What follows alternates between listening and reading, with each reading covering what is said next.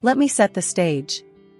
I'm Elise, 33, translator for a big shot company that keeps me on my toes with languages I barely knew existed until they handed me the dictionary. My life's not your typical fairy tale, it's more a series of plot twists. I married straight out of college, thinking I'd nailed life. But fast forward a few years, the marriage tanked, big surprise, right? But it gave me the best thing ever, my daughter Lily, a spitfire at 8, who has more wit in her pinky than most do in their entire head. Then, there's David, my current flame, or as I like to call him, Mr. Right the second time around. We bumped into each other at a dusty old book club. He was arguing about Hemingway's love of brevity, and I was all in for Fitzgerald's flair. Sparks flew over worn pages and tepid coffee. That was the start of endless debates and coffee dates. A year down the road, David popped the question at the same dingy coffee shop, with a ring as understated as our meeting. "Elise, will you?" He had started, all nervous, which wasn't his usual confident self. "Make your coffee every morning? Only if you promise to pick up your socks," I quipped, before slipping in a serious, "Yes, I will." But, as luck would have it, not everyone was popping champagne and tossing confetti. Enter Mrs. Thompson, David's mother, a tough nut with a stare that could curdle milk. The first time I met her, she looked me up and down like I was a sofa she regretted buying. "So, you're the one David can't stop yapping about," she had said, her voice sharp as a knife. "Guilty as charged. And you must be the famous Mrs. Thompson.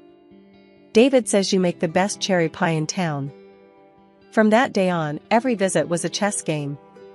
She'd check my moves, always ready to declare a checkmate. But David was a gem. He'd squeeze my hand under the table, his way of saying, "Ignore her, I'm right here." One day, lounging on our rickety deck while David flipped burgers on the grill, he brought it up. "Mom's a bit old school, Elise.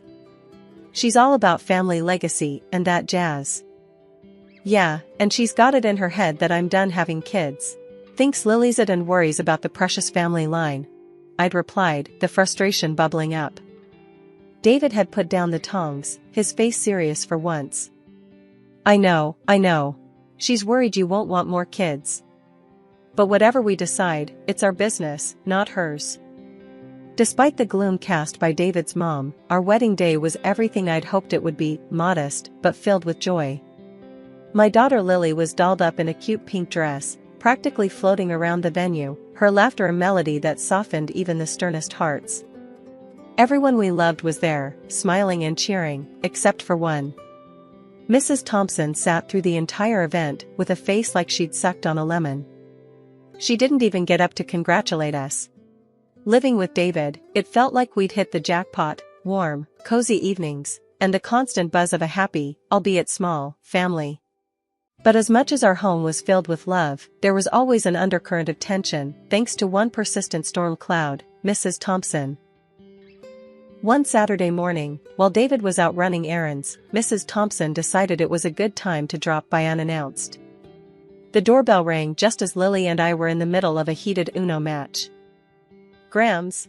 Lily shouted, dropping her cards and racing to the door. I followed more slowly, steeling myself. "Mrs. Thompson, what a surprise," I said, my voice polite but cool.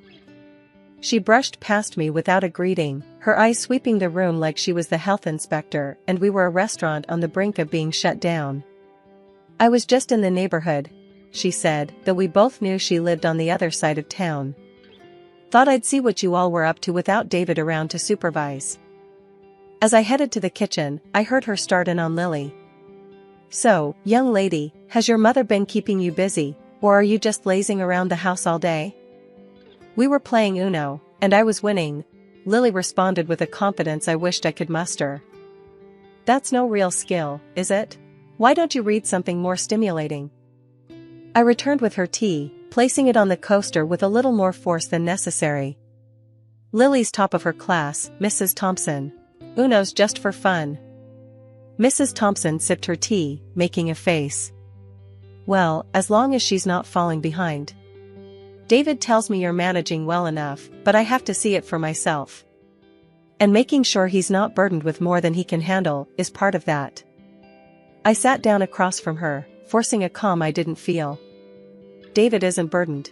He's thrilled. We all are. This is our family now. She stood up, smoothing her skirt. Well, I'll let David know my thoughts. He deserves to hear it from his mother. As she walked to the door, I followed, my voice firmer now. David hears everything from me, Mrs. Thompson.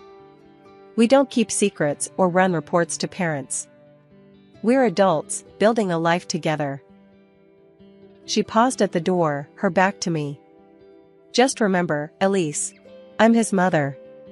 My approval might not mean much to you, but it means a lot to him. Trying to get along with Mrs. Thompson was like trying to smooth a crumpled paper. No matter how hard you try, the lines are always there. But for David's sake, I kept at it. One evening, I decided to host a dinner. Nothing fancy, just a casual thing to maybe melt some of that ice. I'm making your mom's favorite tonight, cherry pie. Think it'll win her over? I asked David as he helped me set the table. David chuckled, straightening a fork. Mom's tough, but nobody can resist your cherry pie.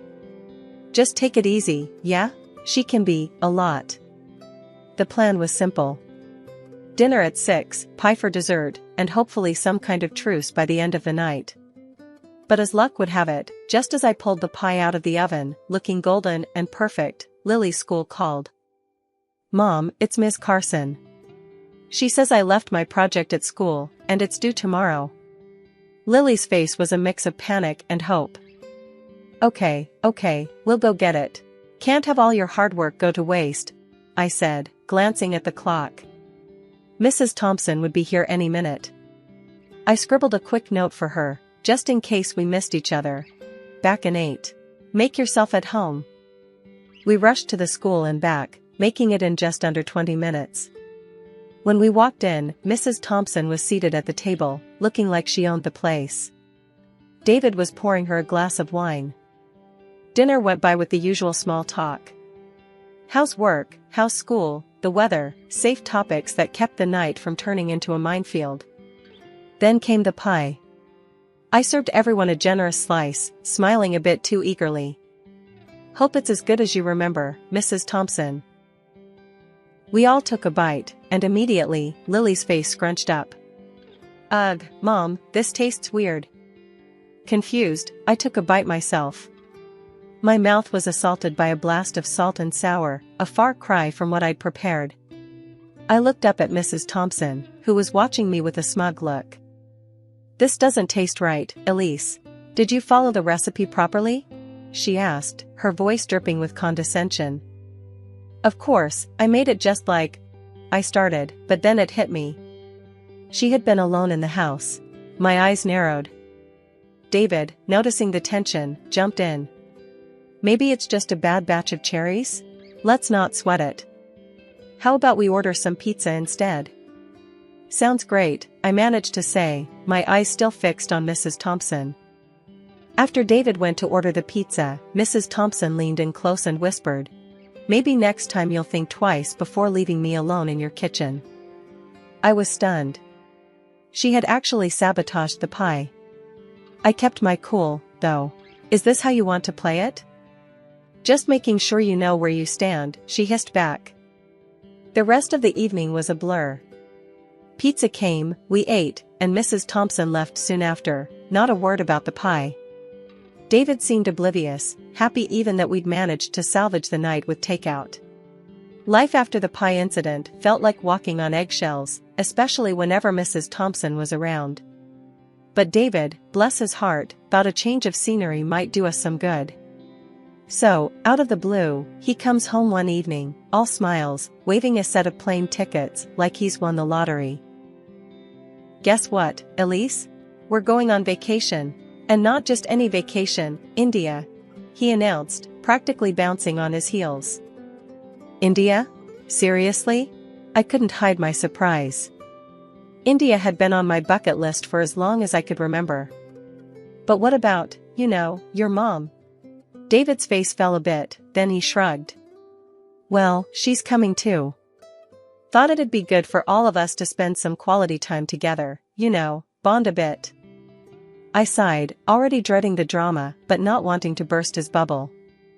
Alright, if you think it's a good idea. When do we leave? In 2 weeks. I got it all planned out. We'll see the Taj Mahal, ride elephants, the whole 9 yards. His enthusiasm was infectious, and despite my reservations, I found myself getting excited about the trip. The weeks leading up to the trip were a whirlwind of planning and packing. Lists, shopping, more lists. The night before we were set to leave, David and I sat down with a map and a guidebook, marking out all the spots we wanted to visit. You really think your mom is going to ride an elephant? I joked, trying to keep the mood light. David laughed. I'd pay good money to see that. The day of the departure was chaotic. Bags everywhere, Lily running around in excitement, and Mrs. Thompson, well, she was her usual self, complaining about everything from the weight of her luggage to the timing of the flight. Why does it have to be so early? And why India? It's so far and exotic, she grumbled as we loaded up the car. Mom, come on, it's an adventure. Elise has always wanted to see India. We're going to have a great time, David tried to reassure her, giving me a wink. At the airport, Mrs. Thompson's mood hadn't improved. She fussed over her boarding pass, her seating arrangement, the lack of her preferred magazine at the airport shop. On the plane, Mrs. Thompson ended up seated separately from us, much to everyone's relief. She had managed to argue her way into an aisle seat closer to the front, away from our block of 3. As we soared above the clouds, heading towards an unknown experience, I couldn't help but wonder if this trip would bring us closer together or drive a deeper wedge. But ready or not, India awaited, and with it, a journey that was sure to be unforgettable. India was nothing short of an eye-opener, colors, chaos, and smells that could knock you sideways if you weren't careful. We'd been having the time of our lives, except, of course, for Mrs. Thompson, who found something to complain about at every turn. Still, David, Lily, and I were making the most of it, soaking up every experience. After a long day of sightseeing, we were back at the hotel, exhausted but happy. I was unpacking some of our stuff when I noticed Lily looking guilty, fidgeting next to her suitcase. What's up, Bug? You look like you're sitting on a secret, I nudged her gently. She bit her lip, then pulled out a package from her bag. Mom, look. Grandma gave this to me at the airport and told me to keep it a secret. She said it was a snack for when I get hungry. My heart sank as I saw the package. It was bacon. Lily, sweetheart, you know we can't bring meat into the country like this, right? It's against the law here. Lily's eyes widened, teary. I didn't know, Mom. Grandma said it was okay. Just then, David walked in. What's going on here? He asked, seeing the upset looks. I handed him the package, my voice tense. Your mom snuck this into Lily's bag. It's bacon, David. What? No, she wouldn't. His voice trailed off as he looked from the bacon to Lily's upset face. Dad, I'm sorry. I didn't mean to do anything bad, Lily cried out. David knelt down and hugged her. It's not your fault, honey. You didn't know.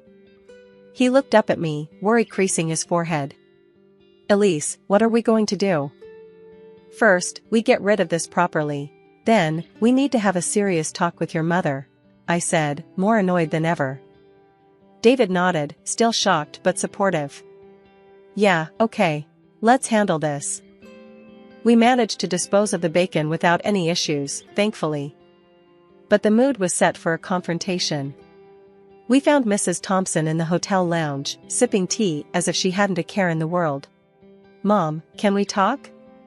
David's tone was firm as he approached her, a sign he meant business. Mrs. Thompson looked up, her expression wary. What is it now, David? Can't you see I'm trying to relax? David didn't waste any time. Why did you give Lily bacon to bring here? You know that's illegal. It could have gotten us in serious trouble. Mrs. Thompson scoffed, rolling her eyes. Oh, please, it was just a few slices. You're making a mountain out of a molehill. It's not about the quantity, Mom. It's about following the law. And putting Lily in that position? Really? David's frustration was palpable. I stepped in, unable to hold back.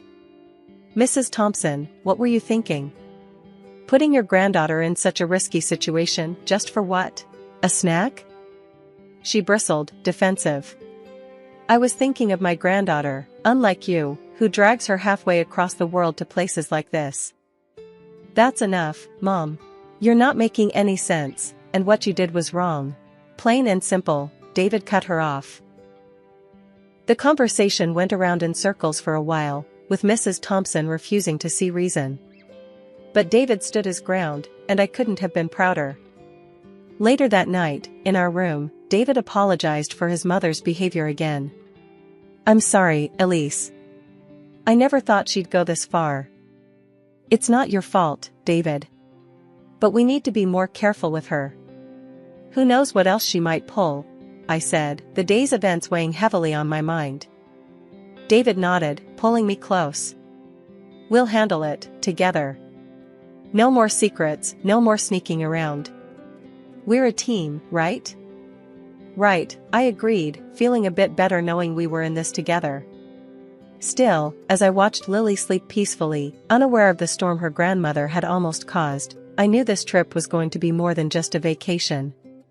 It was a test of our family's resilience. Our trip to India turned out to be way better than I feared. We saw incredible places, and even Mrs. Thompson kept her cool, which made me think maybe I had been too harsh on her. By the end of our trip, I was almost relaxed about her being around us. Maybe, just maybe, we could all get along after all. The day we were to head back, everything seemed smooth. We were at the airport, luggage in tow, checking off the last items from our travel list. That's when Lily tugged at my sleeve, her face scrunched up a bit. Mom, I need to go to the bathroom, she whispered. Sure, sweetie. Let's go, I replied, turning to Mrs. Thompson. Could you hold my bag for a minute? She smiled, a bit too sweetly. Of course, dear. Handing over my bag, I led Lily to the restroom, thinking nothing of it. When we came back, Mrs. Thompson was standing there, a triumphant smirk playing on her lips as she handed back my bag. Thanks, I muttered, but something about her expression set off alarms in my head. I didn't dwell on it, just handed the bag to David. Here, can you take this through? My hands are full. Sure thing, he said, slinging it over his shoulder as we headed to the security checkpoint. Lily and I passed through first, easy and clear. I waited on the other side, watching as David placed the bag on the conveyor belt. That's when everything went sideways. The security officers at the monitor started whispering urgently, pointing at the screen before motioning David aside. 2 more officers approached, their faces stern. What's going on? I called out, stepping closer, but a security officer held up a hand to stop me. Ma'am, please wait here, he said. Panic clawed at my chest as I watched them talk to David, his face growing paler by the second. Then, without warning, they escorted him to a small room off to the side. Mrs. Thompson rushed over and grabbed my arm, her earlier smugness replaced by concern. Elise, what's happening? Why are they taking David? I pulled my arm away, keeping my voice steady, despite the chaos. I gave him my bag to carry through the scanner. They found something in it, something that shouldn't have been there. Her eyes widened, and for a second, I saw fear flicker across her face. Without another word, she tried to follow the officers who took David, but the customs officials stopped her. That's when she lost it, her composure cracking like thin ice underfoot. It was me. I did it. I put those things in her bag, she shouted, trying to push past the officers. The officers, now alert to a deeper issue, brought her back to where I was standing. They started asking rapid-fire questions. It was then that Mrs. Thompson broke down completely, crying and shaking as she confessed. While Elise was with her daughter, I put the money and medicines in her bag, she sobbed, her voice echoing in the busy airport. I wanted her to get caught, to be held back here while we went home. I couldn't believe what I was hearing. It was one thing to suspect your mother-in-law didn't like you, but another to hear her admit to framing you.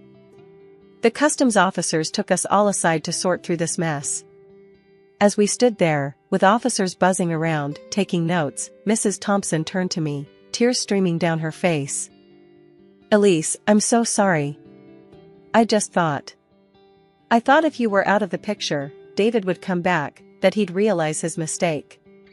But I was wrong, so wrong. Please, can you forgive me?" I stared at her, feeling a mix of anger and pity. "You didn't just make a mistake.